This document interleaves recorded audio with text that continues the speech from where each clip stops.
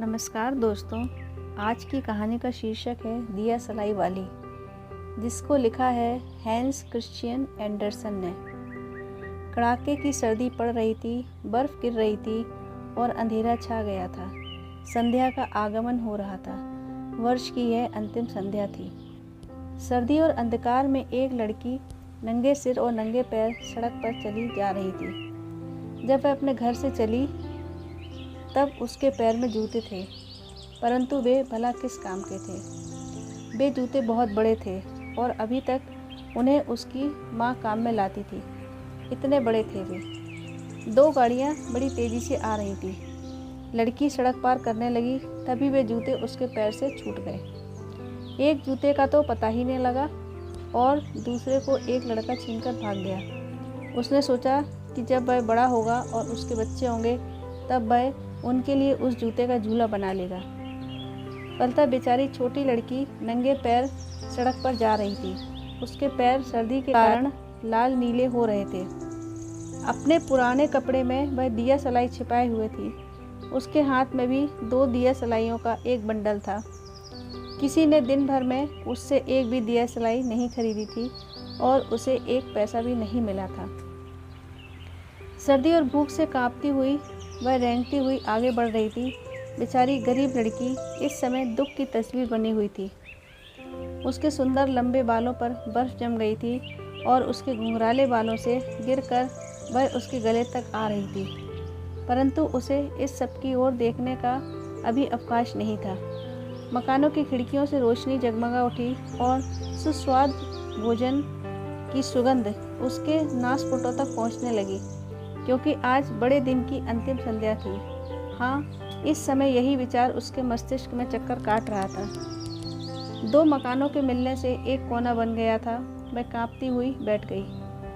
उसने अपने पैरों को समेट लिया, पर अब भी उसे सर्दी लग रही थी। उसे घर लौटने का साहस नहीं हो रहा था, क्योंकि उसकी दिया सलाइयाँ नहीं बिकी थी और 1 पैसा भी वह पैदा नहीं कर सकी थी। उसका पिता उसे अवश्य ही पीटेगा। इसके अतिरिक्त घर में बड़ी सर्दी है, क्योंकि उनके घर में साय के लिए एक छत को छोड़कर और कुछ तो है ही नहीं, और उसमें से हवा सन सन करके आया करती है। सर्दी के मारे उसके हाथ सुन्न पड़ गए थे। ओह, यदि वह इस बंडल में से एक दिया सलाई निकाल कर जला ले तो वह कुछ गर्म हो सकती है। दीवार से रगड़ कर जला कर वह अपने हाथों को सेक सकती है। एक सीख उसने खींच ली। खिर एक आवाज़ के साथ वह जल उठी। बड़ी गर्म तथा चमकदार रोशनी थी, जैसे मोमबत्ती हो। उसने अपने हाथ रोशनी के ऊपर फैला दिए। बड़ी आश्चर्यजनक रोशनी थी। लड़की को ऐसा जान पड़ा जैसे वह किसी चमकदार बड़े से स्टोव के सामने बैठी हुई हो, जिसके पैर पीतल के बने हो और उस पर पीतल का एक ढकना लगा हो। आग कैसी जल रही थी, कितना आनंददायक था। किंतु वह छोटी सी लौ तुरंत ही बुझ गई और स्टोव गायब हो गया और उसके हाथ में केवल जली हुई दिया सलाई की सीख का अवशिष्ट रह गया था। एक दूसरी सीख को दीवार से रगड़ दिया। वह जल उठी और जब उसकी रोशनी दीवार पर पड़ी तो वह पर्दे की भांति पारदर्शी हो गई। वह दीवार के भीतर कमरे की हर चीज़ को देख सकती थी। मेज पर एक सफ़ेद कपड़ा बिछा था। मेज पर सुगंधित खाने के सामान रखे हुए थे। भुना हुआ हंस एक तश्तरी में रखा हुआ था, जिसकी सुगंध उसको मालूम हो रही थी। और सबसे बड़े आश्चर्य की बात तो यह थी कि वह हंस उछला और कमरे में फर्श को पार करता हुआ अपने हृदय में छुरी कांटा खोसे हुए लड़की के निकट आया। दिया सलाई बुझ गई और उसके सामने मोटी, नर्म और सर्द दीवार ही शेष रह गई। उसने दूसरी सीख निकाली। अब वह सुंदर से एक क्रिसमस पेड़ के नीचे बैठी हुई थी। यह पेड़ उससे कहीं बड़ा और सजा हुआ था, जिसे उसने उस सौदागर के घर की खिड़की से झांककर देखा था। इसकी हरी हरी शाखाओं पर हजारों मोमबत्तियां जल रही थीं। उन पर बाजार की दुकानों से रंग बिरंगी तस्वीरें लगी हुई थीं। छोटी लड़की ने अपने हाथ फैलाए, तभी दिया सलाई बुझ गई। क्रिसमस का प्रकाश ऊपर की ओर उठने लगा। अब वह आकाश के तारों की भांति दिखाई पड़ रही थी। उनमें से एक नीचे गिर पड़ी और आग की एक लंबी रेखा सी खिंच गई। जरूर कोई मर रहा है, छोटी लड़की ने सोचा, क्योंकि उसकी दादी ने अकेली वही उसे प्यार करती थी। पर अब वह मर चुकी थी। उसे बताया था कि जब तारा टूटता है तब कोई न कोई आत्मा भगवान के पास पहुंचने के लिए ऊपर की ओर उठती है। उसने एक और सीख दीवार से रगड़ कर जलाई। फिर रोशनी चमक उठी और उस रोशनी में उसकी सुंदर कोमल दादी का मुख चमकने लगा। दादी, लड़की चीख उठी, मुझे भी अपने साथ ले चलो।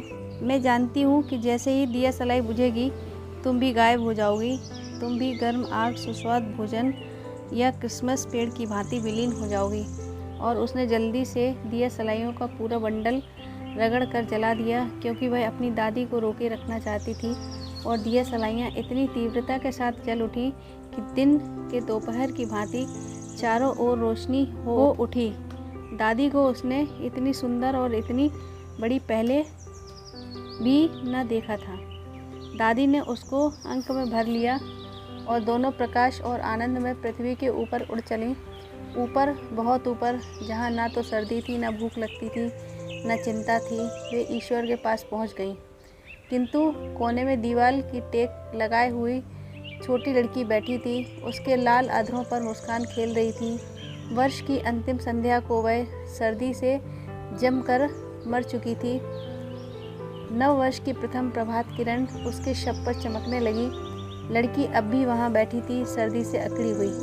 उसके हाथ में अब भी दिया सलाइयों का बंडल था, जिनमें से एक जल चुका था। लोगों ने कहा वह अपने को गर्म करने का प्रयत्न कर रही थी, परंतु यह किसी को पता नहीं था कि उसने कितने सुंदर दृश्य देखे और कितनी खुशी के साथ वह अपनी दादी के संग नववर्ष दिवस के पास चली गई। दोस्तों, ये कहानी यदि आपको अच्छी लगी हो तो इस वीडियो को लाइक व शेयर ज़रूर कीजिएगा और इस चैनल को सब्सक्राइब ज़रूर कीजिएगा। धन्यवाद।